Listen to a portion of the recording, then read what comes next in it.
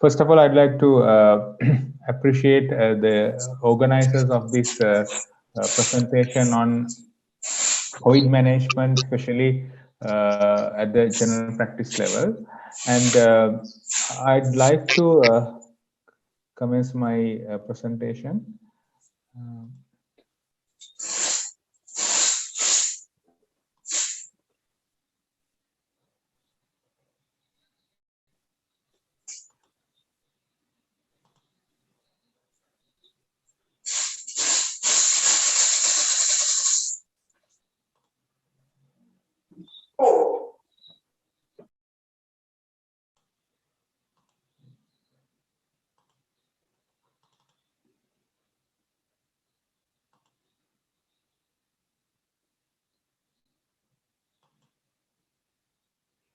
yeah, can you see my presentation?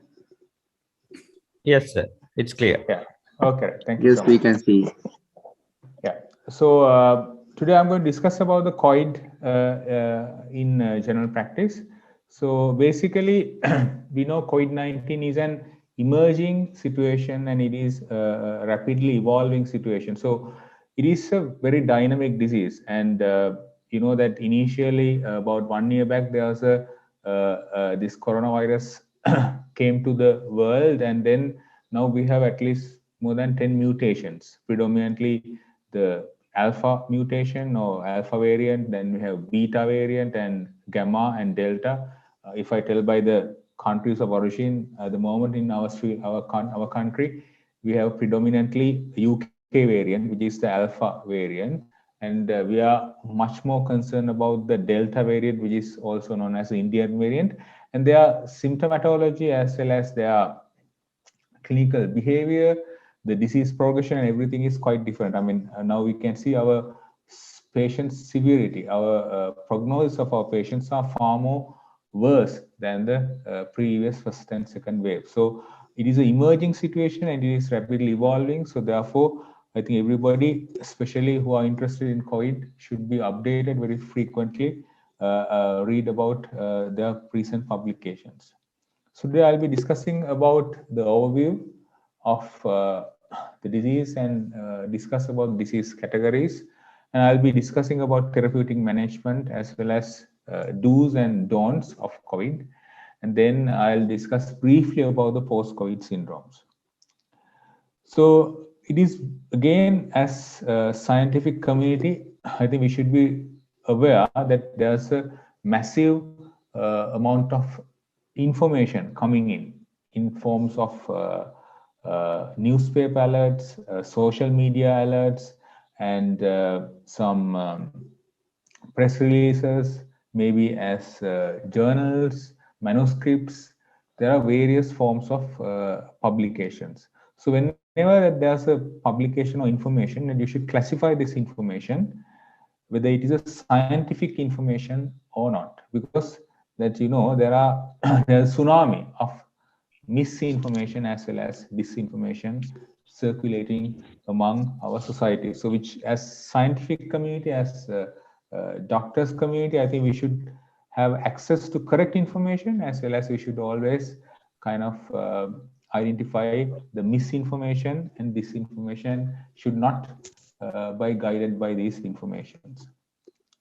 So I'll discuss about few management principles. I mean, when I consider this coronavirus, that the disease has two processes. First is the early phase, which is driven by the viremia or multiplication of the virus. And the second phase is driven by exaggerated immune response. So basically, there are two phases that we are seeing. Early phase predominantly driven by the viremia or replication or multiplication of the virus, and the second phase is driven by the host immune response. So when a patient with COVID comes to you, maybe at an intermediate center, maybe to a general practice, I mean, you should remember these days, if there's any acute upper respiratory tract or lower respiratory infection, any lower respiratory infection or acute respiratory tract infection, upper respiratory tract infection, you should remember that COVID is a possibility because now it is widely spread in the community. So make sure that you are taking adequate precautions if a patient coming with respiratory tract infection, either upper or lower, there's a high possibility it could be COVID.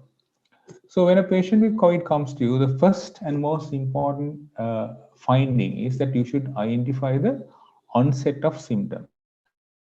Not the date of PCR or date of RAT, that is less important.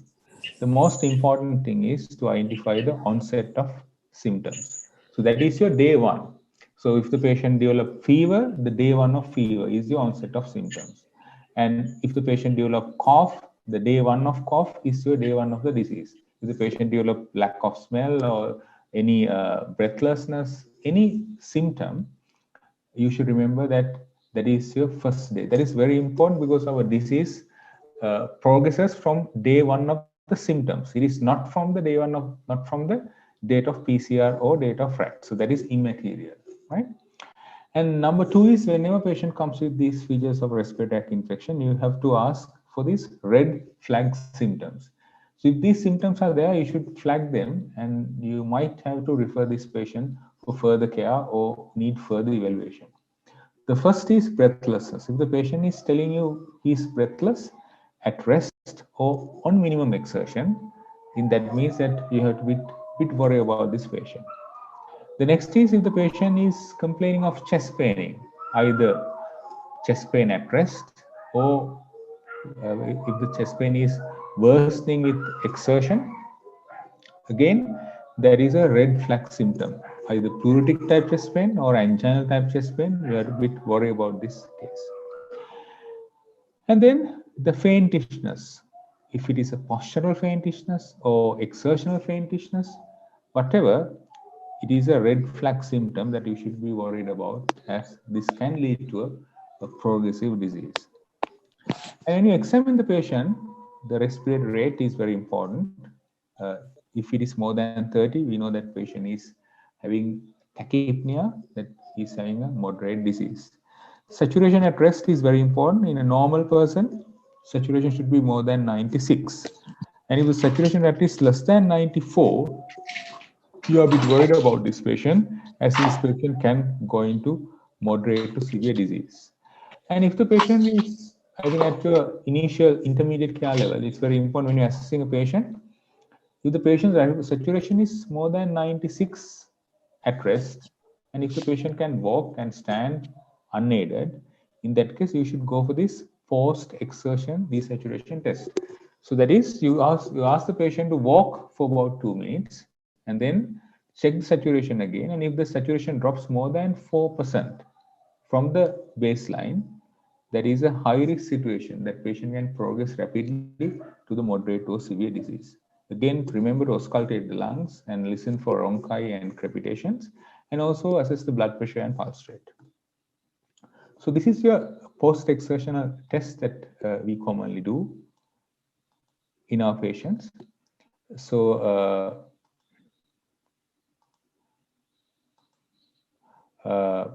so basically that if the patient's saturation at rest is more than 96 and you feel that patient is ill, in that case, you can ask the patient to walk. So you can ask the patient to walk for about 2 minutes and then assess the saturation again. And if saturation drops to more than 4%, there's a high risk that this patient can progress. So these patients, you should not be kept at your intermediate centers. If there's exertional desaturation, patient should be transferred to your intermediate centers. So there are 4 steps when you're evaluating these patients with COVID. The initial step is to stabilize the patient. Whenever a patient comes in, remember they are very anxious, they are worried about their diagnosis, and also they are dehydrated because these patients are febrile and they are having cough, and therefore they are dehydrated. So initial stabilization of the patient, reassure the patient that we are there to help you and reduce the anxiety and hydrate them very well and assess the patient's comorbid conditions. These are very important because you know that COVID is a shock these days. Once you have been diagnosed with COVID, everybody is in a shock. So, and then you have to identify the disease severity. That is also very important. And then you have to assess the disease stage. That staging of the disease, it's very important to identify the day one of the disease, day one of the symptoms. and then identify the high risk categories. So first step is to stabilize the patient. It is your basic evaluation, the ABC approach. You assess their airway and oxygenation, and then breathing and ventilation, assess their pulse rate, blood pressure, and then correct if it is low. And, if the patient, and then is that okay with you? I'm actually like not like memorizing.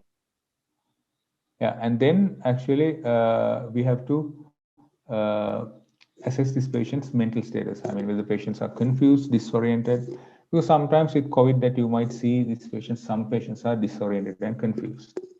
And then the disease severity. I mean, if after the initial stabilization of the patient, if the patient does not require any oxygen and does not require any organ support, that is your mild disease. I mean, if the patient is requiring supplementary oxygen in the form of oxygen through facial mask or anything like that, that is your moderate disease roughly. And if the patient is requiring higher oxygenation devices like non-invasive ventilation, high flow nasal oxygen, or intubation, that means that we are dealing with a severe disease. So this is again very important to identify the disease stage. So please remember this graph.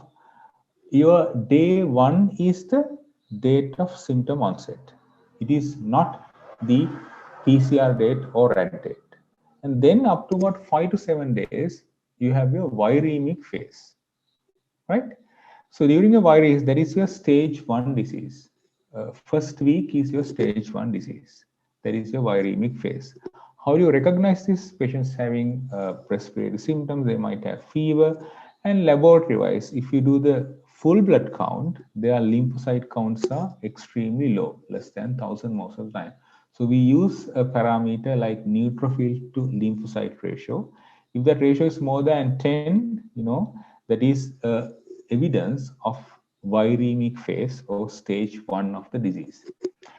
And after about 5 to 7 days, the patient goes into the second phase, that is your pulmonary phase, where the patients start to develop lung shadows. Some patients, they might not be symptomatic at all, but they will be hypoxic. So at the second stage is your pulmonary phase. It has two phases, 2A and 2B. 2A is where the patient is well and is not hypoxic, but there are X-ray shadows. And 2B is actually these patients are hypoxic and there are X-ray shadows. So how to recognize this phase is by doing a chest X-ray. In X-ray that we see, there are significant changes in the chest X-ray.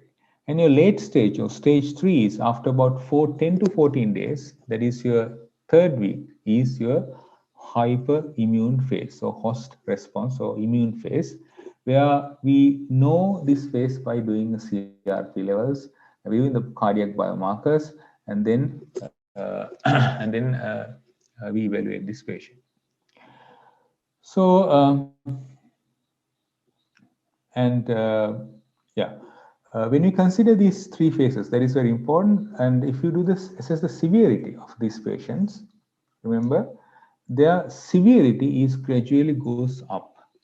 So if you're managing patients at the intermediate center, remember most of your patients are in the viremic phase or in the pulmonary phase, because we are basically isolating these patients at the intermediate center for about 10 days. But the worry is that we see there's an increasing trend that the patients who progress into their disease and they come back to our hospitals after your isolation with severe disease, and they might succumb death.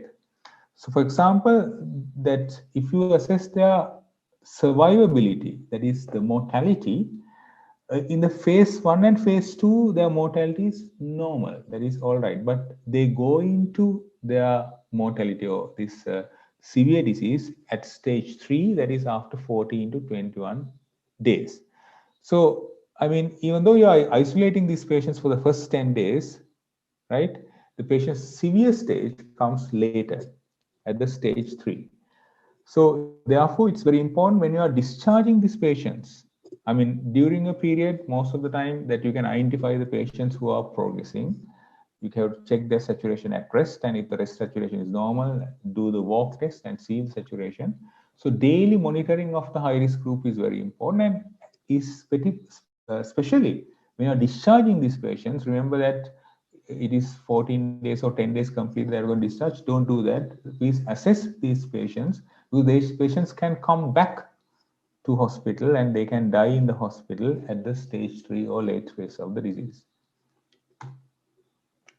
What are the risk groups? Again, there are elderly patients.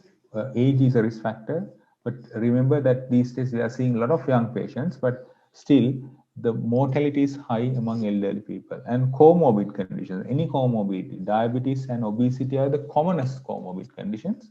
Apart from that, ischemic heart disease, hypertension, and respiratory comorbidities like diabetes, like asthma, COPD, or interstitial lung diseases, and as well as if the patients are on immunosuppression, they are very high risk. And pregnancy is a high risk disease condition, is high risk condition as well. So what are the therapeutic management based on the severity and the stage? So I'm talking about the stage 1 of this, because most of your patients are in stage 1 or stage 2A, that is hypoxic with pulmonary changes in your intermediate centers. So what are your objectives? So if you are looking after an intermediate center, remember you have 2 objectives when you're managing a patient with COVID. The first objective is to identify the high-risk patients who could progress to severe disease. So that is very important at the initial evaluation. When the patient comes to your intermediate center on admission, you should identify the high-risk patient. And the number 2 is that you should do whatever to prevent this disease progression. And so the first objective is to identify the high-risk patients who can progress to severe disease. How you can do it? At the initial admission to your intermediate center, first identify the day 1 and then assess the symptomatology, especially the red flag symptoms, as well as the comorbid conditions, and then check the vital parameters, the saturation and saturation at rest, as well as post-exertional saturation, and then check their vitals, pulse rate, blood pressure, and auscultate their lungs. And then please triage this patient to mild. So we know that they are mild, but mild low risk category versus mild high risk category. Because mild high risk category, that is the patients with comorbid conditions, plus if they're having any kind of red flag symptoms.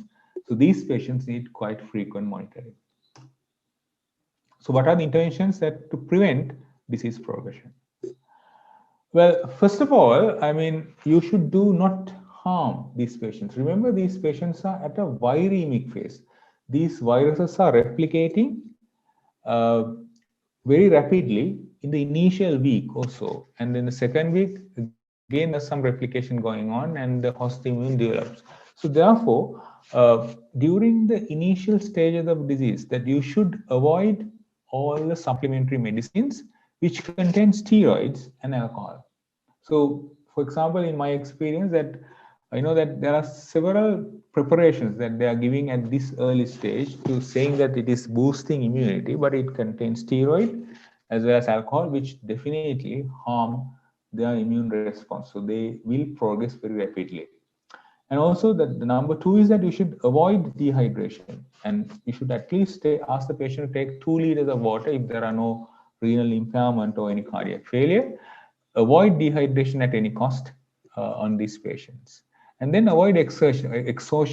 I know that some of the patients, they are really asymptomatic and or mildly symptomatic. They are kind of helping the others with all this lifting heavy things and exhausting themselves. So if they are a high risk patient, and you should not allow them to exhaust themselves, because that will increase their mortality. As well as avoid anxiety. I mean, just explain about the disease, and also again avoid unnecessary antibiotics. Remember that in the viremic phase, unless there are specific evidence of bacterial infection, you should not give any antibiotics at all to these patients, because that will increase more harm. Because this, you know that in an average COVID patient, the disease can last for about 4 weeks, and there are about 2 or 3 weeks in the hospital. So we have to use quite a lot of antibiotics during that stage, because that patients can commonly have community-acquired infections. So you should avoid antibiotics at the initial stage at any cost. And then the do's encourage a balanced diet, a nutrition diet, that is very important. I mean, the fruits, vegetables, and whatever, and then encourage rest. So these patients, especially who are at high risk and who can progress into severe disease, you have to encourage them to rest themselves, and also that ask them to take their regular medications if these patients are on medications for their comorbid conditions. As well as remember these high risk groups that should be monitored very frequently. So again, finding the dynamic disease. I mean, you might see these patients when you are daily assessing these patients. Initially, day 1, the pulse rate is around 70, day 2, 75, day 3, 80, and day 4, about 85, and day 6, again about 90, and day 7, about 100. So don't wait until the pulse rate goes to 100. So you have a trend. So if you have a trend, that's a rising pulse rate. Or if you get a saturation, okay, saturation on day 1 is 100%, but day 2 is going to about 99, and then 98, 96. Don't wait until 94. You know that there's a trend of decline. So identify these trends or this dynamicity of the disease. So when you're identifying these trends, it's very important, and also that you can identify the patients who are progressing very early, and then you can transfer to a treatment center early, then we can manage them. So don't wait until they coming to a certain level of severity. If there are trending, or if there are any trends of progression, like pulse rate is going up, saturation is gradually going down, the blood pressure is gradually going down, and the patient respiratory is going up gradually, in that case, so identify these patients and discuss with your VP or covering up, and then transfer this patient to a treatment center. Again, I want to stress about doing no harm. That is because, I mean, quite a lot of patients I can see that they are, especially the relatives of healthcare workers, they have been offered steroids at home when once you have diagnosed of COVID, and they have given aspirin, they have given antibiotics. So please avoid this practice. You should not give any steroids. I mean, commonly they use methylprednisolone, initial stages. We know that increase the mortality. Don't use aspirin. It increases the mortality.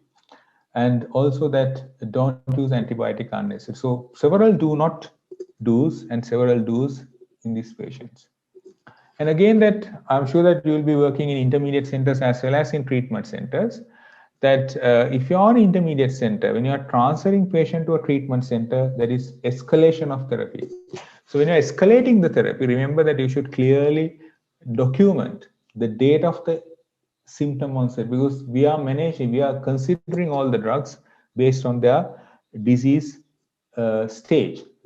As I told you before, stage 1, stage 2, stage 3, depending on the stage, we are starting treatment. So therefore, remember, clearly document the date of symptom onset and the vital parameters that has been dropped, or what happened to the vital parameters, and list about their comorbid conditions, and whatever the medicines that you have given to this patient should be documented when you're escalating, when you're transferring patient from intermediate center to a treatment center.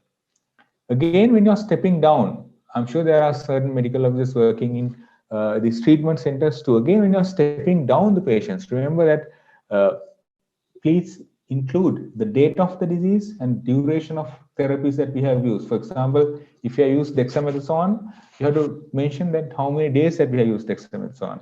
And if you use antibiotics, how many days of antibiotics we have been used. So these information is very important for us to manage these patients. So remember, when you're escalating or stepping down, it is most important to document the stage of the disease, the duration of therapies, the vital parameters, as well as comorbid conditions. So I'm now going to discuss about few disease-specific therapies actually at the mild stage, that what we can do.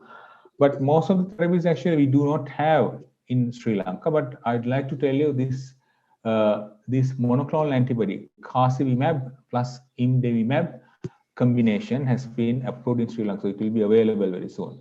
So these are called monoclonal antibodies, and we can give these therapies to patients with high risk for disease progression to prevent disease progression.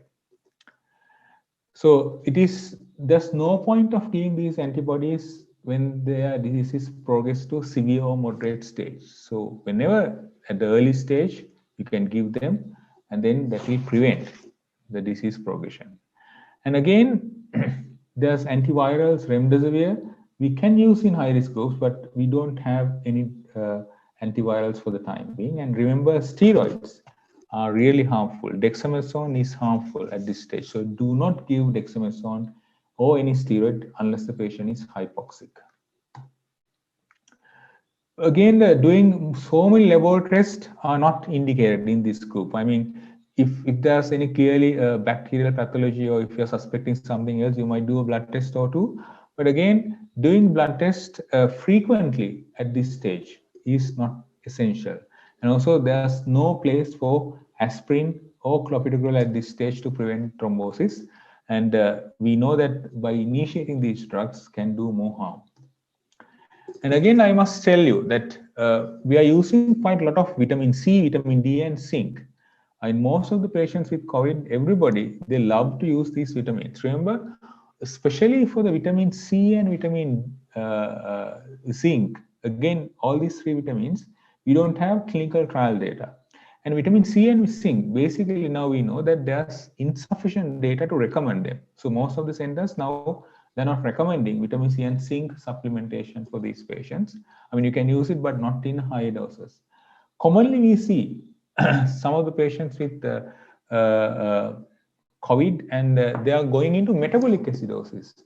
And when we investigated at our HDUs and ICUs, that some patients are having metabolic acidosis with high anion gap, and their lactate levels are normal, their keto acids are normal. But when you identify these high vitamin C doses, and we stop them, and then the acidosis improves. So they become breathless and they become acidotic purely because of high doses of vitamin C. So vitamin C and zinc, it is not indicated in this group unless that you can give a small dose, but remember, it is not really necessary. When it comes to vitamin D, again, we don't have clinical trial data, but we have some evidence that vitamin D, that in the critically ill patients, that we found that there's vitamin D deficient. And non-critical ill patients, we found that they are not having vitamin D deficiency. So therefore, you can use vitamin D cautiously in this group. But again, we don't have in clinical trial. But if you have used the doses that you have to use is about 800 international units to 2000 international units. And dose above 5000 international units daily should be avoided unless that you do the vitamin D levels of these patients and prove that they are vitamin D deficient. Unless that you prove that, you should not use this high dose vitamin D therapy. I know that kind of most of the people, they are using calcium and vitamin D combinations. There are several brand names, but again, the calcium content is going up, that when the patients come to our treatment status, we identify that they are having a lot of constipation and other issues because their calcium levels are high. So remember, don't use these drugs, especially vitamin D containing calcium. Use purely vitamin D. And again, you might use A and D combination in your cod liver oil, which contain about 800 units of vitamin D. Again, that is, if you are using vitamin D, you should be using about 800 to 2000 units of vitamin D. I'll quickly go through about the other disease conditions, that is patients with supplementary oxygen, who require supplementary oxygen. And remember that these patients are managed at the treatment centers, at our COVID wards, and our aim is to prevent their disease progression. So they are at phase 2A, they're having pulmonary shadows, and they are in phase 2A. And our treatment of choice is dexamethasone, but if we have remdesivir, we can combine them and use it. We are using 6 milligram daily for 10 days, so if the patient is getting better early, we can stop that. And then the patients who require high flow nasal oxygen or non-invasive ventilation, our objective is to prevent mechanical ventilation, because we know that these patients, if you ventilate mechanically, their mortality is very high. So therefore, we prevent mechanical ventilation at any cost by using high flow oxygen as well as non-invasive ventilation at our HDUs. Again, then when you are going to this stage, they're at stage 3. So at this stage, we use again the dexamethasone, and we can use remdesivir, but we are using IL-6 monoclonal antibodies known as tocilizumab in this group very cautiously. And again, the next category is patients who have been mechanically ventilated. Their mortality is very high. Again, we are doing our maximum to reduce their mortality, and they are in the stage 3 of the disease. And if you consider disease-specific therapies, that we are giving dexamethasone, and during the first 24 hours, we might consider tocilizumab in combination with dexamethasone. And then, last but not least, I'll be discussing basically about post-COVID syndromes. Again, that is very important that COVID. Usually, the COVID disease can last for about 4 weeks. So this diagram nicely shows that. You can see from week 1 to week 4, the disease symptoms can last, and the post-COVID syndrome start after 4 weeks. So it can go up to about 6 months. Remember that nearly about 30 to 50% of the patients can have, or at least half of your patients can have post-COVID syndrome. So what they commonly have, they will tell you they are having fatigue, they are having decline in quality of life, they are having weakness, muscle aches and pain. These are really common among COVID patients after 4 weeks of their day 1 of symptoms. And then next, about 30 to 40% of the patients, they have respiratory symptoms like dyspnea, cough, persistent hypoxia. So these are common about 30 to 40% of the patients. Some patients might develop even asthma-like attacks. So these patients, again, you should identify, and they might come to your private practice or your general practice. And again, that about 10% of the patients that they have anxiety, depression, sleep disturbances, they are traumatic stress disorders, cognitive disturbance, especially about memory impairment, that is called brain fog, and they may complain about headaches. Again, that's certain about 5% of the patients, they will come with palpitations, chest pain, and certain patients, they can develop even chronic kidney disease as well as HALA. So if you find these patients, I mean, if a patient comes to you who had COVID, coming with breathless, fatigue, cough and everything, this patient has to be evaluated at a specialist level. Please remember to refer this patient to specialist centers. I mean, we have post-COVID clinics in Kandy in Friday morning at SOPS. I mean, you can refer to us. And you can do the initial management, and if there's no improvement, please send to us, because we have to investigate these patients. As about 5 to 10% of these patients can develop lung fibrosis, which requiring HRCTs as well as lung function. So what we do in our post-COVID clinics, these are our clinic setup. We do their symptom assessment, and we do the 6-minute walk test, lung functions, X-rays, CT scans, and things, and we treat these patients accordingly.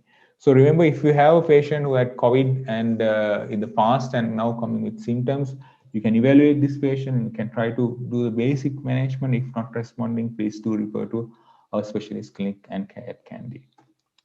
Then I'm going to discuss very briefly about the COVID vaccines. Especially I'm not a vaccinologist or immunologist, but I'd like to kind of inform we have 3 basic types of vaccines in the world. One is mRNA-based vaccines. Actually, they are the brands are Pfizer and Moderna, and they are not available in Sri Lanka. And we have vector vaccines. Actually, we have 2 vector vaccines used in Sri Lanka. One is your Covishield or Oxford AstraZeneca vaccine. And then we have the Sputnik 5, which is adenovirus vector vaccine. And then we have about 2 killed vaccines in use now. In Sri Lanka, we are mainly using the Sinopharm, which is inactivated or killed vaccine.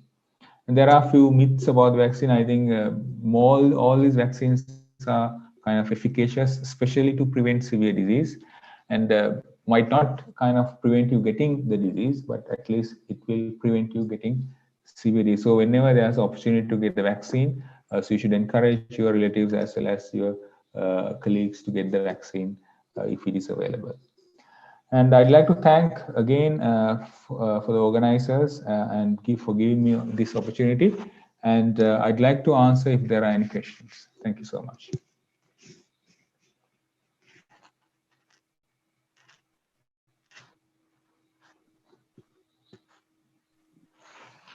Thank you. Thank you very much, sir. Good evening, sir. Yes, you can ask any questions. Yes. This is Ajay here, sir. Good evening. Good evening. Yes. Yeah. Thank you very much, sir. It was a very informative lecture, and I think a timely one because of the present COVID situation. Just a couple of questions, sir, as I'm actually in the Corona hospital now, and it is a intermittent COVID center, as you all know. Number one is there is a small confusion, not a confusion actually, on sort of the retransferring now when a patient is sent from Kandy. Of course, usually there is not much of complications, so because obviously it's the intermittent center. But there's an issue where now, when is the situation regarding the saturation? Now, usually below 94, as you said, sir, when the saturation reduces, we are supposed to consider sending back to a center. But if there is no symptoms, now there are patients when they are less, even at about 90, they're perfectly normal.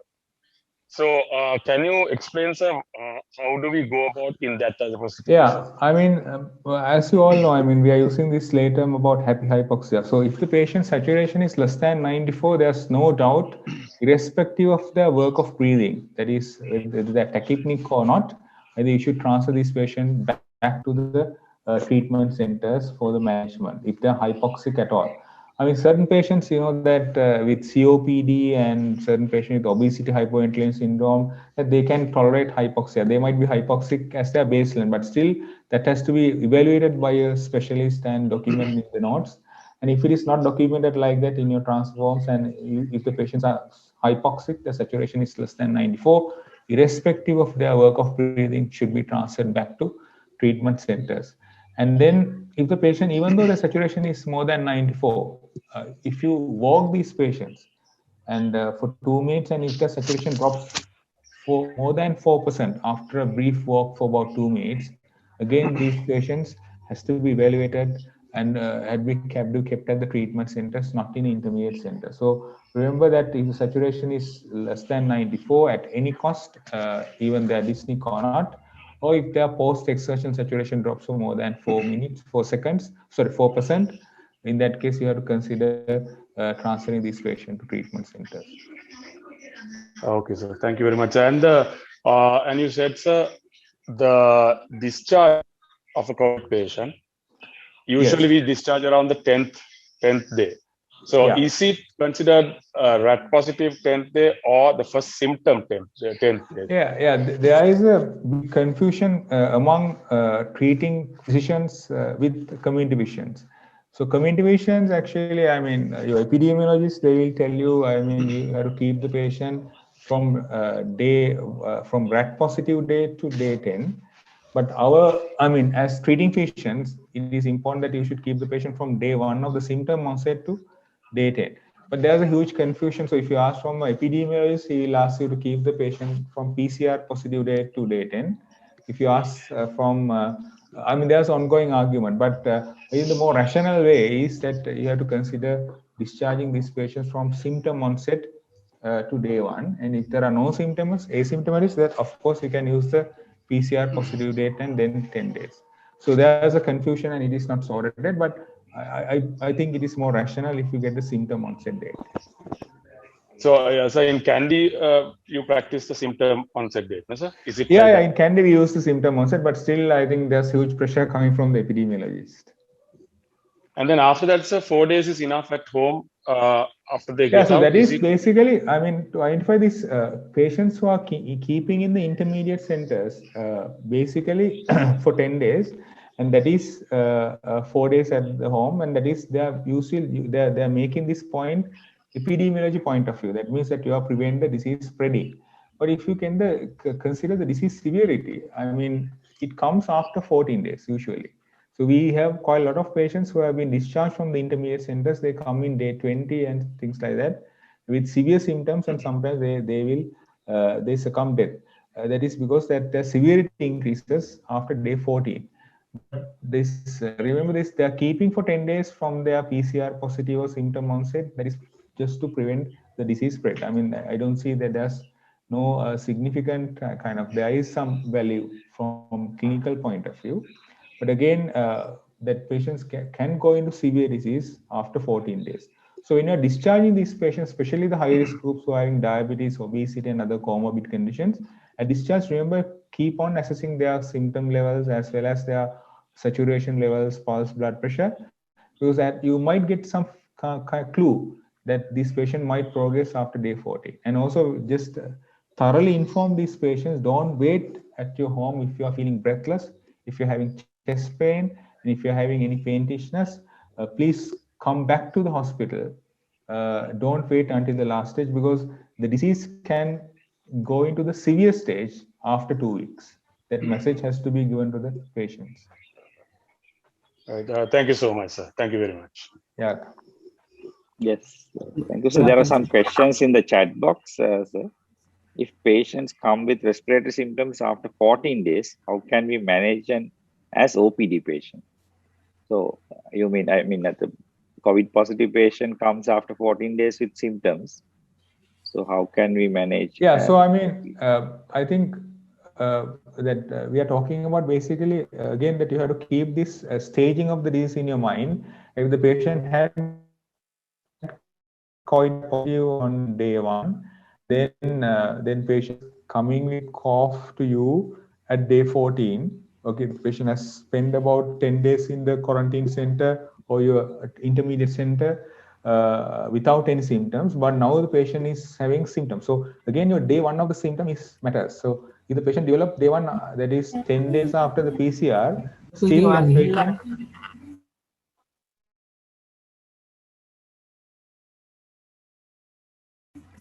symptom, or it could be something else, secondary bacterial infection. So therefore, you should evaluate the patient. These patients definitely requiring their blood test, full blood count to assess their neutrophil to lymphocyte ratio and see whether this ratio is more than 10. That means there are still viremia is there. So patient, even though that patient has spent about 10 days in the quarantine center or as an intermediate center and then coming with cough, and if you do the full blood count and if it shows that means, and if there are shadows in the chest X-ray, now we know this patient most likely have come into pulmonary phase 2. So these patients definitely has to be evaluated by a kind of treatment center. You should refer these patients to the treatment center.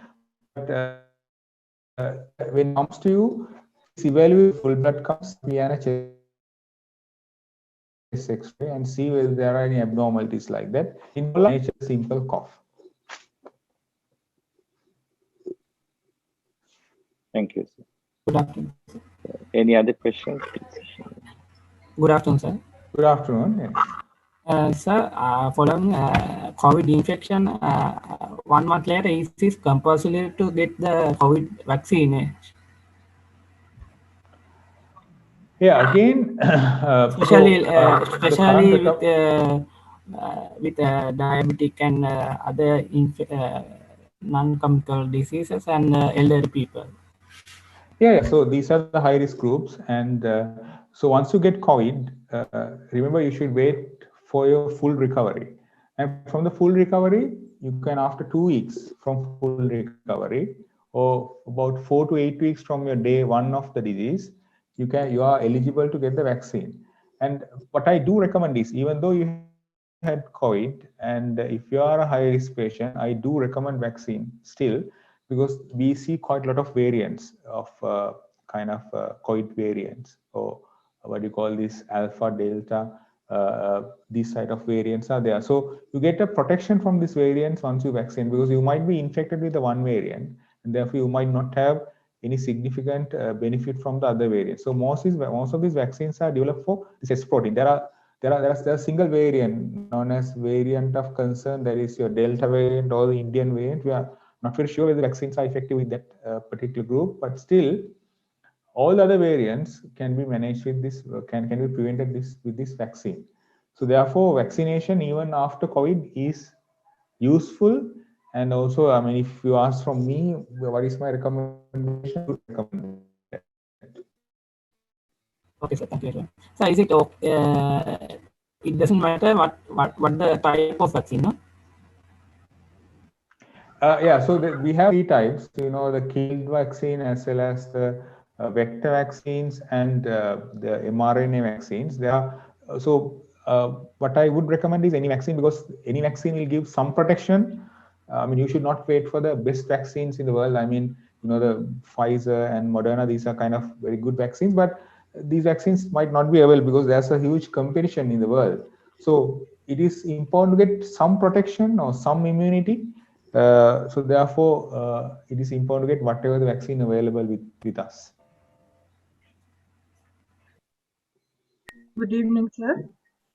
Good evening. You just mentioned that in the initial stage, we will not be usually doing blood tests, if at all a full blood count.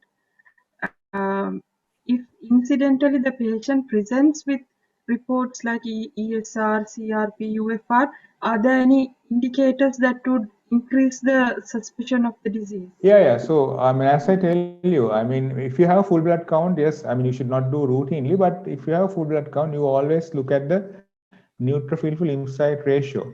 And if that ratio is high, that ratio is more than 10, or that's lymphopenia less than 1,000, we know this patient is still in the viremic phase. That is your stage 1 of the disease. And some patients, if the ratio is less than 10, in that case, we know that patient's viremic phase has gone down, now patient in some other phase. And if the patient coming with a CRP, particularly maybe ESR, and if it is high, now we know that patient has developed some immunity, patient is in the immune phase. So therefore that patient can develop complications. So if the CRP is high, I do not recommend that you should keep that patient. I should do at least X-ray and see whether there are any shadows in the lung. So likewise, so if there are blood tests that will help you, but if the patient's within first week of their symptom onset, usually you don't have to do blood tests unless that if the patient is very ill or the patient is having any other comorbid conditions. They're not routinely recommended, but case by case basis, you may consider that. If these blood tests are available, that is very important that we can get an idea about the stage of the disease. Thank you, sir. Yeah.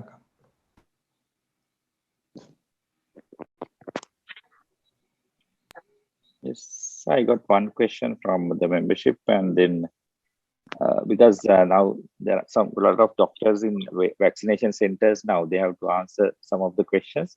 So regarding the patients coming for vaccination, people coming for vaccination, they're asking whether they have fever, whether to give vaccine, or then the chronic diseases like chronic renal failure, on some patients are on long-term steroids.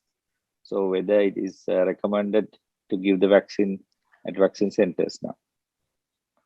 Yeah, so I mean, patients with chronic conditions like diabetes and other comorbid conditions, and particularly immunosuppression with steroids or any other immunosuppressive drugs, still, you know that it is important to give them the vaccine. So we are using this Sinopharm for the time being, and it is a killed or inactivated vaccine which can be used among among patients with immunosuppression. So you might not get the complete efficacy of the vaccine.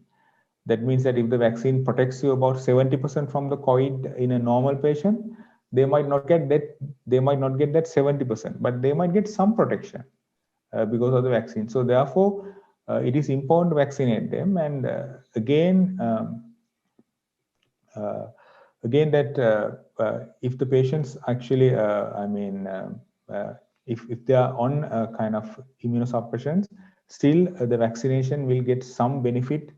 But if you consider safety-wise, there are no safety concerns. Efficacy might be low compared to the normal person, but there are no safety concerns in chronic conditions or immunosuppression. But particularly, I'd like to tell you about HIV or AIDS. With the patient having AIDS, that you should always refer to the treating STD consultant or the venereologist before you vaccinate, because these patients might have severe lymphopenia. In that case, that vaccine might not be totally efficacious and might do some harm. So therefore, HIV patients, just you can give the vaccine, but remember, before you treat, before you give the vaccine, always refer to the treating venereologist, referring that whether it's okay to vaccinate this patient. So that has to be decided case by case basis. Excuse me, sir. One more question. I'm Dr. Saman from Peradeniya. We have seen, sir, in the later stages, the patient are being given enoxaparin if they are. If we think the patients are in a critical stage.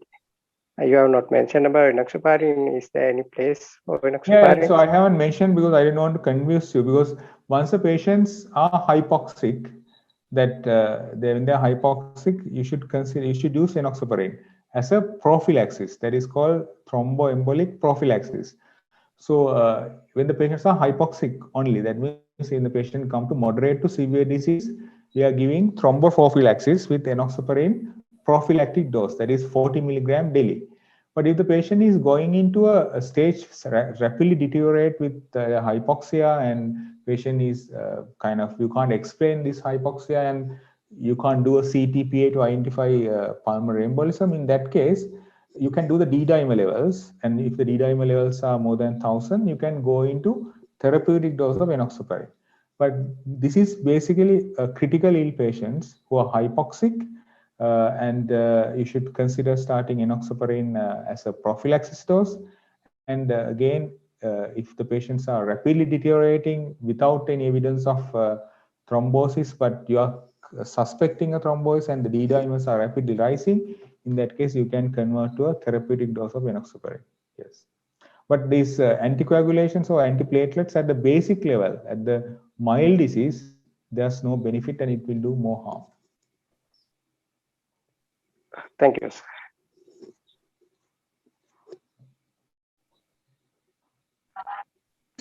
If the positive patient comes with respiratory symptoms after 14 days, is that patient is considered as an infective patient? No, again, the same thing. I mean, if the patient are coming with respiratory symptoms after 14 days, you should not blindly treat these patients. You should do basic investigation, the full blood count, the CRP, and the chest X-ray. Because if you do the full blood count and if the neutrophil to lymphocyte ratio is high, more than 10, that the patient is still viremic. If the CRP is high, that patient might have some inflammatory response, and then you have to do X-ray definitely to see whether there are any shadows, because this is the time these patients can complicate themselves and go into the severe stage. So therefore, if the patient coming to you with cough and breathlessness up to 14 days, do this basic investigation and evaluate, and then check the saturation and refer this patient to a treatment center, because this patient might go into kind of severe disease. And if otherwise, if they are really normal, the full blood count is normal, CRP is normal, and the X-ray is normal, in that case, you can treat for a routine cough. But still, if you have kind of these parameters and if there are any worrying feature, please refer to the treatment center, because these patients are complicating at this stage. After 14 days, they are going to the severe disease.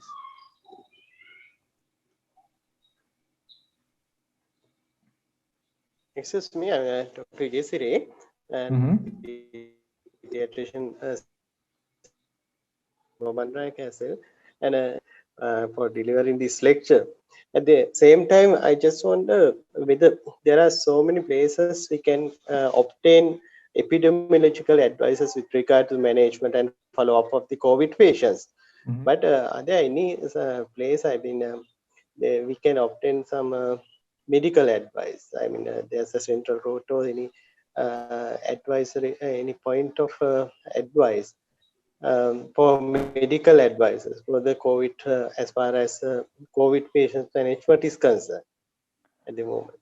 Yeah, that's an excellent question. Actually, I don't think that there is a kind of a hotline or anything is available for the time being to give the medical kind of advices and when to treat and things like that. So that is basically kind of discussing among the peers. I mean, you are discussing with your colleague but we don't have a formal way of communicating with each other, and especially when we don't have much, access to, we don't have much kind of hotline base for this. So unfortunately, that's a good kind of a suggestion, but for the time being, we don't have such a communication service. Yeah, I think it should be there. I think this is a high time to formulate this kind of a center, network, like something advisory center I think so. Okay, thank you very much. Someone, are there any other questions from panel members? Excuse me, sir. Yes. Yeah, this is also regarding the vaccination. If the patient infected with the COVID after first dose vaccine, and if he fully recovered, should you have to give the second dose of vaccine? And when, if so, when to give the second dose? I mean, after the 1 month of the infected period, or 1 month from the first dose of vaccine? Yeah, I mean, that is again, that is kind of not a very common scenario. So what we recommend is once you have the first dose of vaccine and if you develop the COVID, you have to wait for about 4 to 8 weeks from your symptom onset for the second dose. But kind of usually that now the problem is with your AstraZeneca, anyway, that you will delay for about 3 or 4 months. And but if you have the other Sinopharm vaccine, again, that you should be delaying your second dose for 4 to 8 weeks. And again, I'm telling you that you should not avoid the vaccine, even though you develop COVID after the first dose. You should go for the second dose, but after 4 to 8 weeks from the symptom onset. Thank you. Thank you.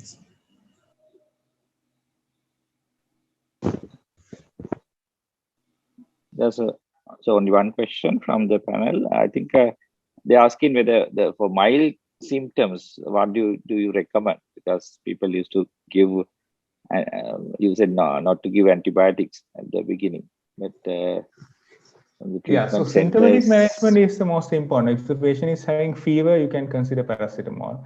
If the patient is having cough, vigorous cough, and in that case, you can use inhaled salbutamol through a spacer.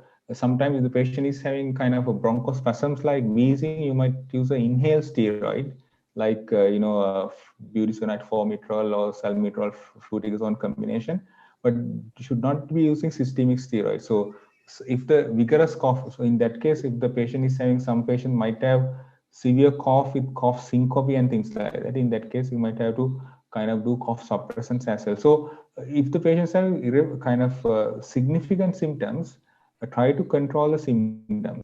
And if the patient is having very severe cough and breathless, I think these patients need evaluation with the chest X-ray and with the blood test, because they might have something else before you offer these treatments. So if the patient is mildly symptomatic, I mean, you can use these drugs, especially for the cough. You can use salbutamol inhalers, not the tablets. Remember that tablet can cause tachycardia, which can affect the prognosis. So you should use the salbutamol inhalers as when necessary.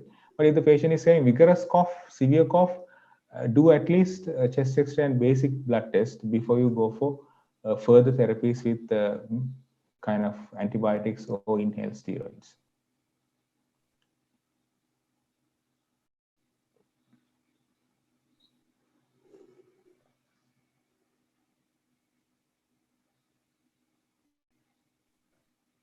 Theophylline also we can use. So theophylline. Again, theophylline, that kind of routine use of theophylline, again, that we are not recommending.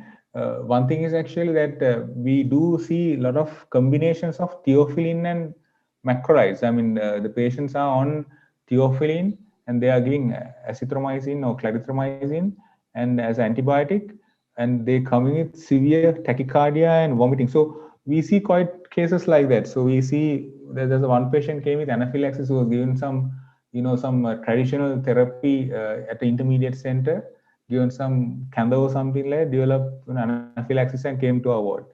And some patients with these therapies with tachycardia, when we evaluate, they have given theophylline plus azithromycin. So I think unless there are kind of clear indications, we should avoid these drugs. Remember that the macrolide and a theophylline can cause severe cardiac toxicity and tachycardia and severe cardiac arrhythmia. So never use this combination ever. And you can use a theophylline once a patient is having vigorous cough, but remember that if you're using a theophylline, you should avoid these antibiotics. Yes, I have seen in some of the centers they're using this. So they need some kind of a guideline, I think, because every time the doctor's changing and that is what we thought of having this kind of a discussion, because most of the time our doctors, they used to work in intermediate centers in a roster base. So they are changing, they're not working at a stretch. So there should be a proper guideline in those centers, because they are in real, sometimes it is not properly yeah, I think that we happening. should I think avoid there are a lot of doing more harm. yes. Yeah, Yeah, that's the thing. Yeah, I think it's very important to have this set of guidelines, and as well as some kind of supervision on treatment centers, especially the basically doctors are keep changing, and also actually it's very important to know that as a doctors, this severe disease can happen after 14 days. It is very important to know, because everyone thinks after 14 days when they go home they are safe, but it is not safe. I think this is a very good point we have learned from this lecture. At the same time, I think some of our participants couldn't attended the lecture because of the inadequate space. I think we have recorded the lecture. We can share with in the group. Is that all right, Dr. Amila? If I no problem. Yeah, I don't mind. Yeah. I recorded because we thought of lecture, yeah, session was limited for 100 participants. Unfortunately, there was more than 100, and I think we can share it. Okay, then. I think, okay. So thank you very much, sir. So, yes, I think you have taken your time, valuable time, more than 1 hour now. So thank you very much for sharing all your expertise, experience, and it was really a simple, and you did what we require, what we wanted, because you addressed the real crowd, because the GP practice and COVID center doctors, we are as frontliners, we have to face a lot of issues. So that is what we wanted to address as Dovels, and you did it perfectly, sir. Thank you very much. Thank you very much for dedicating your time for this lecture. So I have already recorded the lecture, so I can share with the peripheral doctors, so they will be definitely benefited with this lecture. So thanks a lot, and I think there were about and 20, thank you so 30. much, and Yes. for this invitation. Yes, sir. Thanks a lot. Thank you. Good night, sir. Have a safe day.